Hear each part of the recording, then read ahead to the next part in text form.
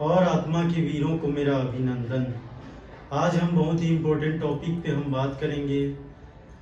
आजकल लोगों की यह सोच बन चुकी है कि जिसके पास बड़ी भीड़, बड़ा स्टेज, बड़ा बड़ी भीड़, बड़ा स्टेज, वही मतलब कि बड़ा पास्टर है या बड़ा प्रचारक है। और जहाँ चमत्कार हो रहा है वही परमेश्वर का कार्य हो रहा है। लेकिन क्या बाइबल भी इस तरह की बात करती है? तो आइए हम बाइबल के अनुसार और आत्मा के द्वारा हम इसे सीखेंगे। जब हम यूहन्ना 6 अध्याय उसका 26 से लेकर 66 तक जब हम पढ़ते हैं तो वहाँ हम पाते हैं कि यीशु ने 5000 लोगों से अधिक लोगों को रोटियां खिलाई और लोग उनसे खुश होकर उनके पीछे हो लिए। लेकिन जब यीशु आत्मिक बातों को जब बोलने लगते थे, जैसे कि मैं जीवन की रोटी हूँ, जो इस रोटी से खाएगा वो सर्वदा जीवित रहेगा, इस तरह की आत्मिक बातें सुनते ही वो लोग बोलने लगते हैं कि ये बातें तो कठोर है। तो उस समय ही बहुत सारे चेले लोग उनको छोड़कर चले गए।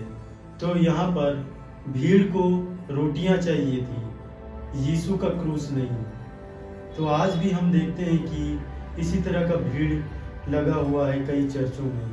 तो आजकल की भीड़ भी चमत्कार के पीछे है, मसीह की नहीं। आजकल लोग प्रचारकों को इस आधार पर आंकते हैं कि उसके फॉलोअर्स कितने हैं, उसके चर्च में भीड़ कितना आता है, उसके चर्च में कितना चमत्कार होता है। इस चीज़ को देखकर लोग जज करते हैं या लोग आंकते हैं कि ये छोटा पास्टर है या बड़ा पास्टर है। लेकिन क्या परमेश्वर भी इस तरह की दृष्टि से देखता है? तो आइए इसे हम वचन के द्वारा हम समझते हैं। क्या परमेश्वर की नज़र भी ऐसी है? तो बिल्कुल भी नहीं। जब हम पढ़ते हैं लूका 16 अध्याय उसका 15वां पद, तो वहाँ पे यीशु कहते हैं, तुम तो मनुष्य के सामने अपने आप को धर्मी ठहराते हो, परंतु परमेश्वर तुम्हारे मन को जानता है, क्योंकि जो वस्तु मनुष्य की दृष्टि में महान है वह परमेश्वर की दृष्टि में घृणित है। जो सेवा किया पास्टर वचन को सही तरीके से बताता है और परमेश्वर की ओर या यीशु मसीह की तरह बनने के लिए प्रेरित करता है, उसके क्रूस उठाने के लिए प्रेरित करता है और वचन को ही सबसे ज़्यादा महत्व देता है, वही पास्टर परमेश्वर की नज़र में या वही प्रचारक या वही व्यक्ति परमेश्वर की नज़र में महान होता है। जो लोगों को सत्य का मार्ग दिखाता है, नम्रता और पश्चाताप करवाता है, वही सच्चा पास्टर या सच्चा प्रचारक होता है। चाहे उसके पास भले ही कम लोग क्यों ना हो या भीड़ ना हो, भले ही उसके पास कम लोग उसके चर्च में क्यों ना आते हों, फिर भी वह बड़ा और महान पास्टर कहलाता है या प्रचारक कहलाता है।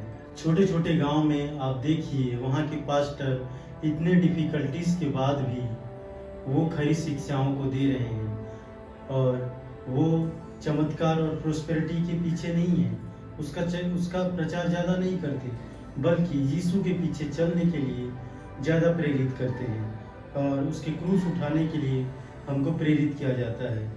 और हमारे ही कलीसिया को देख लो, छत्तीसगढ़ में एक छोटे से गांव में हमारी एक कलीसिया है जिसमें हमारे पास्टर जी हैं जो खरी शिक्षाओं को देते हैं। भले ही वहाँ पे हमारे कम लोग हैं, लेकिन हर एक व्यक्ति वचन में बढ़ रहा है और विश्वास में बढ़ रहा है, क्योंकि वहाँ खरी शिक्षाओं को दिया जाता है। ऐसा नहीं कि वहाँ चमत्कार नहीं होते हैं, वहाँ भी चमत्कार होते हैं, लेकिन वहाँ पे परमेश्वर के वचन को सबसे ज़्यादा महत्व दिया जाता है और यीशु के पीछे चलने के लिए सबसे ज़्यादा प्रेरित किया जाता है।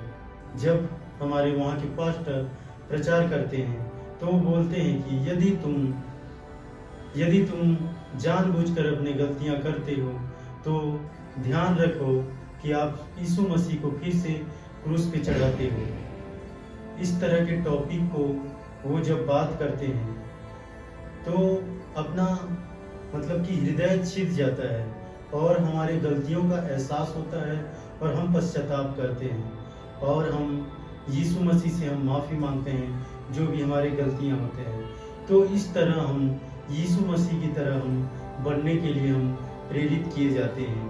तो इस तरह की खरी शिक्षाएं छोटे छोटे गांवों में भी दिया जा रहे हैं।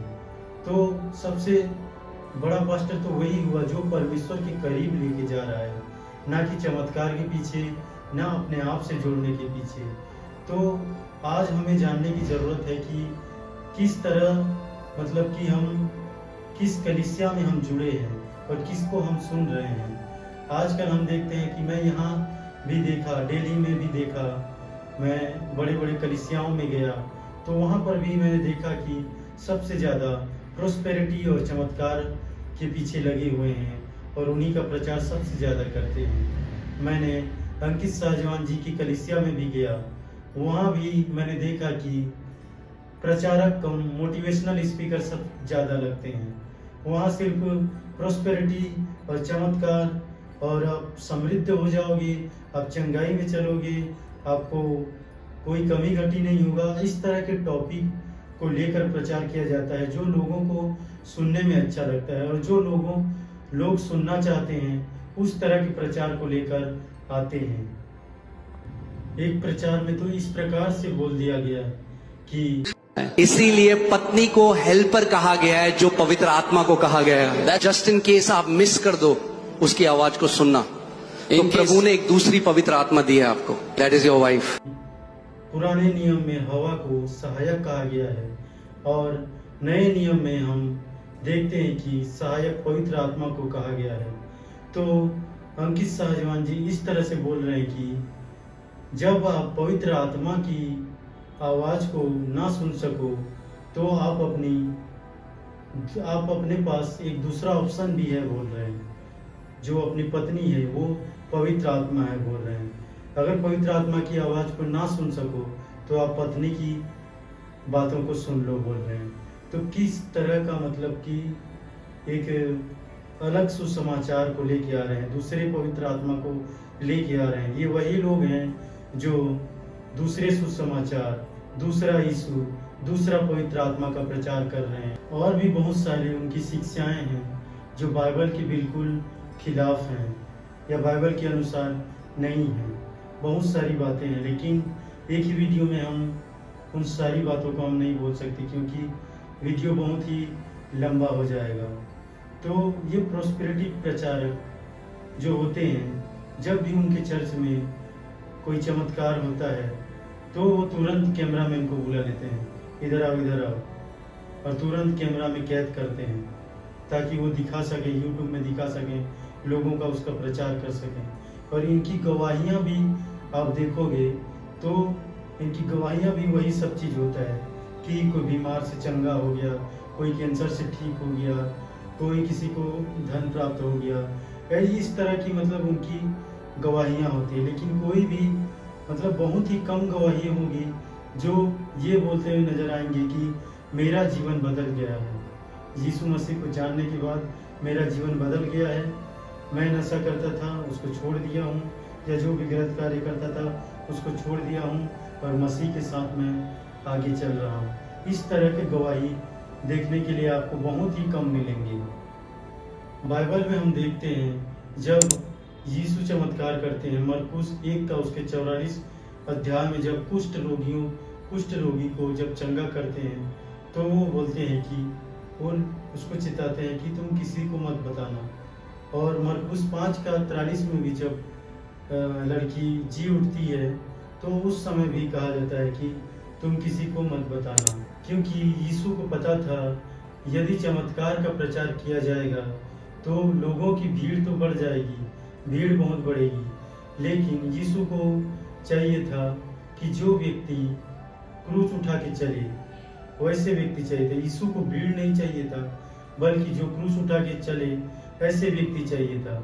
इसलिए लिखा है कि जो मेरे पीछे चलना चाहता है वो अपने आप का इनकार करे और अपना क्रूस उठाए और मेरे पीछे हो ले।